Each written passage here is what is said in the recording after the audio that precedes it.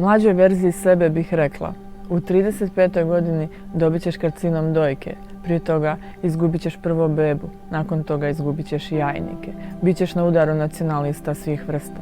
Sve to može izgledati jako teško, ali molim te, nemoj ništa uraditi drugačije. Samo još 100 puta jače, 100 puta hrabrije i 100 puta borbenije, sa istom ljubavi i istom hrabrošću.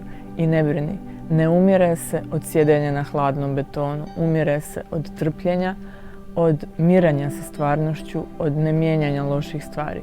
Budi borbena, budi jaka, pusti svoj glas, bori se za slabije od sebe, bori se za žene, bori se za bolju budućnost.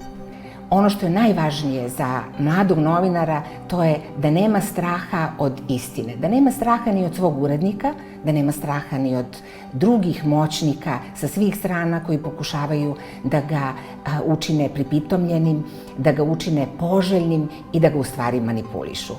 Dakle, vi morate sami biti kredibilni da bi vas drugi smatrali ozbiljnim, a to možete samo onda ako izgradite ime takvo da vam ljudi veruju. A verovat će vam ako ste hrabri, ako čuvate istinu i ako mislite svojom glavom. Nuk është shumë e lehtë me I bë senet që na ndrojmë dhe senet që na dojmë. Jo veç për faktin që duhet shumë mund me ju ngjit maleve të majeve të botës, mirë po të njëjtën kohë për shkak se duhet me ndryshu mentalitet në vendet ku jetojmë, sidomos për faktin që jena vajza. Unë kom ri deri tash, ku ja kom dalë me ngjit 5 majat më të larta të botës, me shumë mund, me shumë vullnet dhe me shumë dashuni, edhe të njëjtën kohë krejt kjo luftë e jemja për me ndryshu këto paragjykime më ka ndihmu me shty veten edhe të njëjtën kohë me shty edhe vajza tjera. Кога би се вратила да моите 32 години кога се запослив овде, јас не би ја сменила професијата, значи јас би била пак ова што сум, пожарникар спасител, затоа што сум вработена во една многу хумана, пред се ризична професија, затоа што сакам да спасувам, затоа што сум хумана и давам една препорака до сите жени кои се чувствуваат храбри и силни да го работат, тоа што го сакаат без разлика дали е машка професија или женска, бидејќи тоа е веќе надминат, јас мислам дека се надминуваат веќе тие стереотипи и поздрав до сите храбри жени.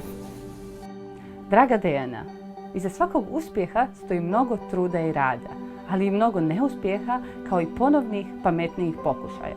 O njima ne pričamo baš često. Moraš prihvatiti da su greške sastavni dio tvog razvoja I da vode ka uspjehu. Ali ne zaboravi, na tom putu poštuj druge ljude I njihove izbore. Pravi sopstvene I preuzimaj odgovornost za njih. I molim te, pronađi vremena I za sport. Danas nije lako nadoknaditi propušteno. Dacă aș avea posibilitatea să mă întorc în timp, la începutul carierei mele și să-mi dau un sfat, probabil că ar fi acela de a încerca să evit anumite situații care mi-au creat neplăceri.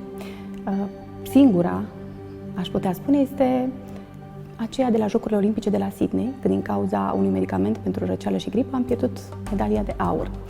Drept este că și așa am reușit să întorc totul în favoarea mea și datorită acelui eveniment, aș putea spune, datorită acelui eveniment neplăcut, am reușit să înțeleg ce înseamnă solidaritatea oamenilor, să devin un om mai puternic, să scriu o carte autobiografică și să dezvolt o grămadă de alte proiecte.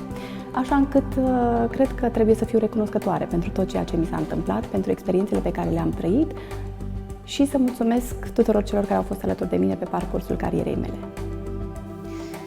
От позицията на почти 50-годишната Александрина бих искала да кажа на младата си аз, че ако не я е страх, ще успее да направи всичко, че нейните избори ще бъдат много по-лесни, по-свободни от тези на нейните прабаби, баби и майка.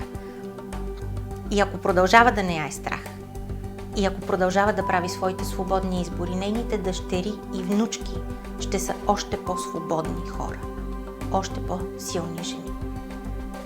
Така че ние можем всичко. За нищо на света не бих се родила отново мъж. Много съм щастлива, че съм жена.